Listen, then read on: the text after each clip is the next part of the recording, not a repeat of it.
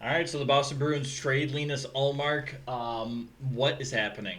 So the Senators acquire former Vezina winner, 1 year removed from a Vezina, Linus Ullmark, and they retain 25% of Jonas Korpisalo's contract. The Bruins get Korpisalo at a cap hit of $3 million, reduced from his $4 million.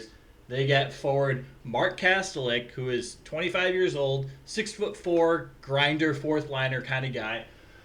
63 games last year, 5 goals, 5 assists for 10 points. Sorry. He's a -5, 63 penalty minutes. And the Bruins get their first round pick back from this year. It's the 25th overall pick. Um, I'm a Bruins fan, but I got to say, I think the Senators win this deal. And I know goaltenders don't usually go for as much on the open market. But considering some of the deals we've seen recently, I think the Bruins could have done a little better rather than get their late first round pick back, a backup goaltender per se, an expensive backup goaltender. And I think he's capable of being a backup. I know he's had a rough, I don't know, 5 years, but I think he's played in front of some pretty brutal defenses as well. And they get a fourth line grinder, right? Maybe to replace Pat Maroon. I'm not quite sure where he'll fit in. But, that fourth line, Beecher, I don't know, maybe Maroon, Kastelik, right? Kind of just a fourth line grinder right there.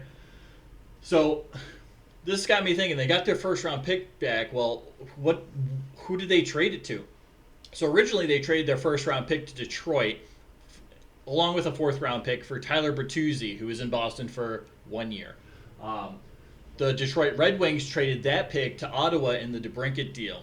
So let's break down kind of every piece that's been involved with this first round pick that's been moved around three times to Detroit, to Ottawa, back to Boston 3 times.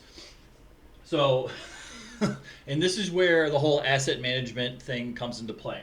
The Red Wings end up getting, when everything's said and done with this pick, between these 3 trades, the 2025 fourth round pick from Boston. They get Alex DeBrincat. They lose Tyler Bertuzzi. They lose Dominic Kubalik. They lose Sabrinko and a 2024 fourth round pick. So you're kind of just trading picks, I guess. Maybe moving down a little bit in that fourth round for a pick next year. The Bruins get fourth liner Mark Kastelik, grinder. I'm going to keep saying that. They got Tyler Bertuzzi for a year. I forgot to write down that they got Korpisalo as well. So there's that. They lose Linus Ullmark in a fourth round pick. So for Detroit, kind of even for the most part. Like, you lose Kubalik, you lose Bertuzzi, but you get DeBrincat. Right, you trade fourth round picks, you lose Sabrinko, but it is what it is. Bruins, you get Kastelik and you get Tyler Bertuzzi for a year, and you get an expensive backup goaltender in Korpisalo, who is hopefully up to being a backup goaltender in the NHL at this point in his career. I think he is, so I'm giving him the benefit of the doubt.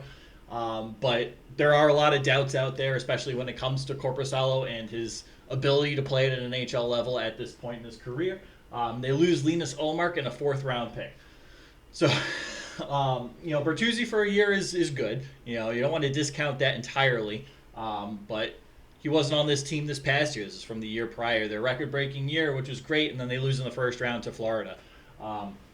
Lose Ullmark, fourth round pick for Korpisalo, Kastelik, and Bertuzzi for a year. The Senators, and this is where the Senators GM is really doing a good job over there. They get Linus Ullmark, again, 1 year removed from winning the Vezina, had a strong season this past year as a 1A, 1B. And I think his playoff success, I could do a whole video on that. I don't think he's a bad goaltender in the playoffs by any means. I think he's been put into some kind of sticky situations, which hasn't really helped his stats out and helped his perception as a playoff goaltender. But I think he's just fine in the playoffs. I don't think Ullmark is a bad playoff goaltender by any means. Senators also get Dominic Kubalik, pretty solid middle six winger. They get Alex DeBrincat for a year, which, great. And they got a 2024 fourth round pick. It cost them Korpisalo. They got out of the Korpisalo contract, which was kind of a huge deal for Ottawa. They needed a goaltender. Their current goaltender situation with Korpisalo wasn't working. A lot of heads were scratching when Ottawa signed Korpisalo to that $4 million cap hit deal. Was it for 4 years or something? Um, they lose Mark Kastelik, fourth liner, and they lose DeBrincat. But overall, Ullmark, you got a number one absolute bona fide stud in net. You got a middle six winger who's more or less like a second line kind of guy. You got a fourth round pick and you get DeBrincat for a year. I think the Senators did a really good job in asset management with these teams with these two trades that they made. You know, the, it's Don Sweeney, the GM of the Bruins, is a very polarizing figure. You either love him and or you kind of hate him. And there are valid arguments for both sides. I'm on the side where I'm not that big of a fan, and it kind of kills me because I really want the Bruins. Like, I'm a Bruins fan. I want them to do well. I want them to win a Stanley Cup. 2011 was 13 years ago. It'll be 14 years next year. I don't know if this team is built for a Stanley Cup. I wouldn't, at this point, consider them a Stanley Cup contending team. Nor would I consider Detroit, but Detroit's building up. It's a slow build, but they're at least working towards it. I feel like the Bruins are kind of regressing, right?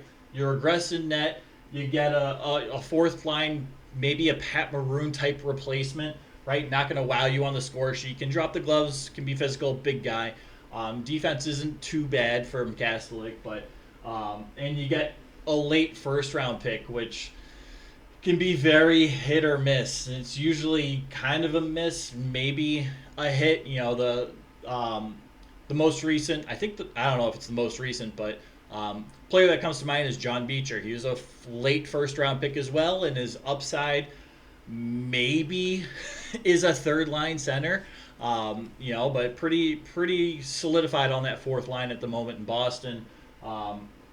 So I don't know about the whole asset management thing. You have to remember that the Bruins GM John Sweeney also traded for Peak from Columbus, a team that was looking to dump off that contract on another team, and the Bruins they're paying him full price. There was no salary retained. And Peak isn't a bad player by any means, but his upside, it's there, but will it come to fruition? Pretty solid defensive defenseman when he's playing well on a third line pairing. So I lean on the side of having questions about asset management and moves made by general manager Don Sweeney. This is one of them. Your one of your strengths, which is your goaltending. Ullmark, you got Swayman, two of the best goaltenders in the league. From a cap standpoint, it makes sense to move on from one of them, but at the same time, right? You give Swayman $7 million a year. He might get $7.5. You're talking about $12.5 million tied up in your goaltending, but that's one of your strengths. You tie a lot of money up in your defense. That's one of your strengths. You need to improve offensively. You don't do that in this trade, right? You need some type of top six forward, maybe a top two center, but the wings shouldn't be. You need a lot of help on your top six all around. Just putting it bluntly. I'm not quite sure this does this. Obviously, we'll wait and see what happens with this 25th pick in this draft and see if that player becomes, a solid NHL player. Sometimes they do, sometimes they don't. Pastrnak was a late round pick, one of the best late first round steals in the history of the NHL draft, right? You're hoping for something like that if you're a Bruins fan. It's me, but in reality, the chances of hitting on a pick like that late in the draft are very low, right? To a point where usually late in the draft, a lot of the projections are maybe a middle six forward, maybe a second line defenseman, right? And their projections, it's these are 17, 18-year-olds, right? So it's tough to see what their careers will pan out to be in like 4 to 5 years down the line. But this isn't a pick that helps the Bruins now, right? Usually the later picks, you're having them develop for probably a couple of years. Fabian Lysell, former first-round pick, still in the AHL with Providence developing, doing pretty well in Providence. I think he's got to work a little bit on his defense and his defensive decision-making, but at the same time, man, This is not the trade I wanted to see. I think you could have gotten a little more for Ullmark. Um, I don't know about, I think Korpisalo will be fine, but at the same time, you got a kid in Brandon Bussey in the AHL. Um, he's proven all he's had to prove in the AHL. Not even this past season, but the year before, he was fantastic.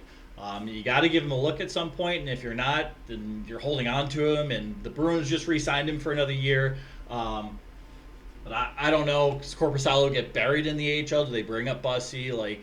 You're saving a little bit of cap space there, but you're still paying Korpisalo $1.8 million against your cap for the next 3 years, assuming he's in the AHL. And he's a player that should clear waivers as well. Even at a cap hit of $3 million. So I don't know. Let me know what you think. This is kind of crazy. Weird time for news to drop a Monday night. It is what it is, and I'm here for it. So yeah, appreciate you. Let me know your thoughts. Take care, all right?